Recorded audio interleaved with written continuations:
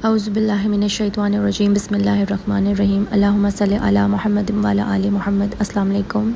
آپ نے بہت ساری ویڈیوز دیکھی ہوں گی جن پہ درود شریف کی فضیلت پہ بات کی جاتی ہے، مطلب درود شریف کے پڑھنے کے حوالے سے بات کی جاتی ہے، پر بہت کم لوگ ہیں جو درود شریف لکھنے کے بارے میں جانتے ہیں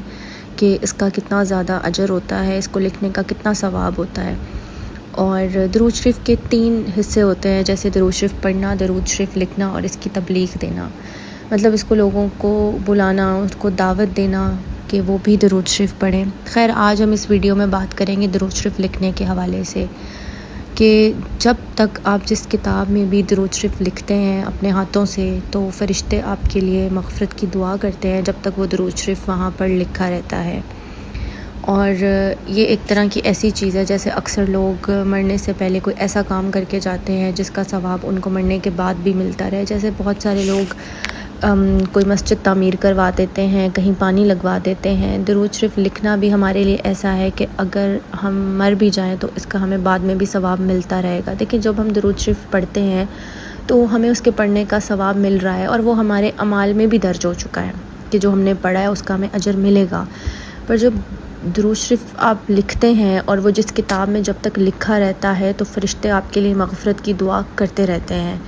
اور میرا نہیں خیال کہ انسان کے لیے اس سے زیادہ خوبصورت کوئی چیز ہوگی کہ فرشتے اس کے لیے دعا کریں۔ اکثر لوگوں کا بلیو مطلب کافی ویک ہوتا ہے، جو چیزیں ان کو نظر نہیں آتی ہیں، ان کو نہیں پتہ ہوتا کہ انہیں کی کر کے بھی وہ چیز نہیں جان سکتے کہ ہمیں اس چیز کا کتنا ثواب مل رہا ہے۔ اچھا، اکثر لوگوں کا سوال یہ ہوتا ہے کہ درود شریف لکھنے کا طریقہ کیا ہوتا ہے، ہم کون سا درود شریف لکھیں، اور کس طرح سے ہم مطلب جب لکھ لیں اس کو تو ہم اس کو کیسے رکھیں، کہاں پہ اس کتاب کو رکھیں۔ سب سے پہلی چیز یہ ہے کہ آپ پہلے ایک بہت ہی اچھی پاک صاف سی کوئی بھی رجسٹر لے لیجئے، کوئی ڈائری لے لیجئے، جو بھی آپ کو ٹھیک لگتا ہے، اور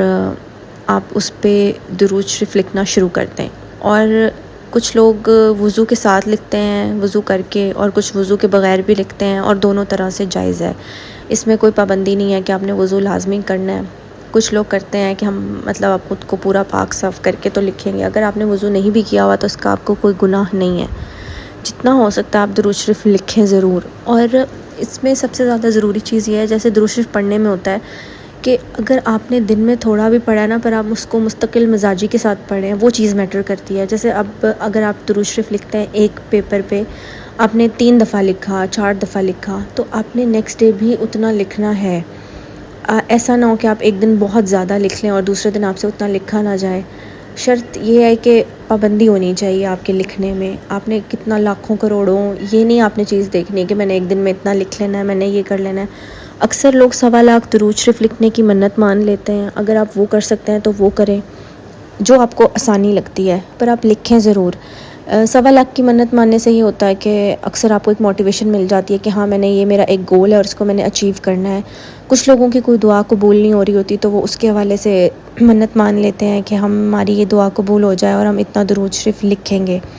تو جس طرح سے آپ کو مناسب لگتا ہے آپ اس طرح سے کیجئے، پر اس کو لکھیں ضرور۔ جو لوگ درود شریف لکھتے ہیں نا، ان کو روحانی خواب بہت زیادہ آتے ہیں اور جلدی آتے ہیں۔ مطلب میں نے لوگوں کے ایکسپیرینسز سنے ہیں اور کچھ پرسنل ایکسپیرینس بھی ہیں یہ، کہ جب آپ درود شریف پڑھتے ہیں ہو سکتا ہے آپ کو تھوڑا ٹائم لگے، ایسے خواب آپ کو نہ آئیں جیسے آپ دیکھنا چاہتے ہیں، انسان چاہتا ہے کہ اس کو اچھے اچھے خواب آئیں، تو ہو سکتا ہے وہ نہ ہو، پر جب آپ درود شریف لکھنا شروع کرتے ہیں نا تو آپ کو خواب اس طرح کے آتے ہیں، آپ خود حیران ہو جاتے ہیں، ماشاءاللہ اتنے خوبصورت خواب۔ میں آپ سے کچھ لوگوں کے شیئر بھی کرتی ہوں خواب۔ اور دوسری چیز یہ ہوتی ہے کہ لوگوں کو مطلب نیند میں تو خواب میں تو جو ان کو نظر آتا ہے یا جو زیارت ہوتی ہے وہ ہوتی ہی ہے، پر بیداری کی حالت میں بھی ان کے ساتھ ایسی چیزیں ہوتی ہیں کہ وہ حیران ہو جاتے ہیں، کسی کے کچھ کام اس طرح کے ہو جاتے ہیں۔ اور جیسے ایک بزرگ تھے اور ان کو مطلب وہ درود شریف لکھا کرتے تھے اور ان کو بیداری میں ہی حضور پاک صلی اللہ علیہ وآلہ وسلم کی زیارت ہوئی تھی، ایسا کہا جاتا ہے۔ تو اس کے علاوہ بھی آپ کے ساتھ کافی اس طرح کے خوبصورت سے معجزے ہو جاتے ہیں۔ درود شریف لکھنا اتنا زیادہ ضروری ہے۔ اور اس کے علاوہ میں نے ایک خواب کسی سے سنا تھا، ان کو خواب آیا تھا کہ انہوں نے ایک ٹائم بہت زیادہ درود شریف لکھنا شروع کر دیا، ایک بہن نے، مطلب وہ دن رات لکھتی جا رہی ہیں، وضو کے ساتھ بھی اور وضو کے بغیر بھی، کوئی پابندی نہیں ہے، اور جو عورت ناپاکی کی حالت میں ہوتی ہیں وہ بھی لکھ سکتی ہیں، تو وہ بہت زیادہ لکھا کرتی تھیں۔ تو ان کو خواب آتے تھے کہ وہ خود کو مسجد نبوی صلی اللہ علیہ وآلہ وسلم میں دیکھا کرتی تھیں، کبھی انہوں نے دیکھا کہ وہ وہاں کی دیواروں کو پینٹ کر رہی ہیں، ان کو اس طرح کے خواب آئے، اور بھی بہت خوبصورت اس طرح کے خواب کہ وہ وہاں ان کے ادھر مسجد نبوی صلی اللہ علیہ وآلہ وسلم ادھر کے جو فرش ہے ادھر وہ سو رہی ہیں، انہوں نے خود کو وہاں پہ پایا۔ مطلب آپ کی جو روح ہے نا، وہ حضور پاک صلی اللہ علیہ وآلہ وسلم کے ساتھ بہت زیادہ کنیکٹ کر جاتی ہے، بہت زیادہ۔ درود شریف لکھنا بہت زیادہ جلدی آپ کی جو روحانیت ہوتی ہے نا، اس پہ بہت جلدی اثر ڈالتا ہے وہ، تو یہ اتنا ضروری ہے۔ تو انشاءاللہ اس ٹاپک پہ میں مزید اور ویڈیوز بناؤں گی، اور لوگوں کے خواب بھی آپ کے ساتھ شیئر کروں گی۔